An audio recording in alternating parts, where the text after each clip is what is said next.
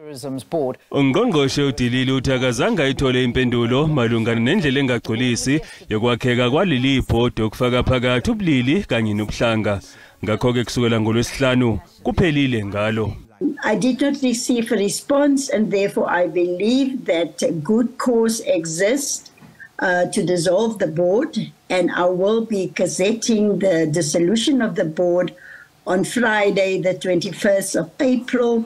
Ngaphandle kwalokho beselivele lingeke lisakwazi ukusebenza kulandela kusula kwamalungu ebhodi ayishagalombili kwa-10 kepha uDilile uthi ke uzoqoka amalungu amathathu ngokushesha anamakhono afanele ukuqinisekisa ukuthi umsebenzi uqhubeka ngendlela.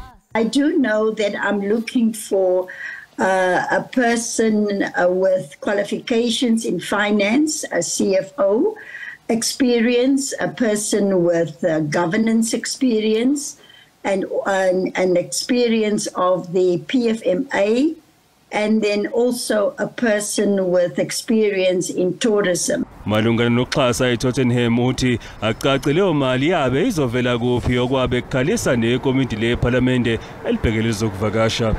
I have to dig a bit deeper to just understand exactly where the funding was going to come from for this deal, whether there were attempts to move money from one project to another.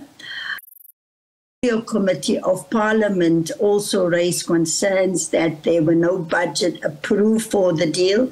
Izindaba SABC ngingongqubeko Nzimande.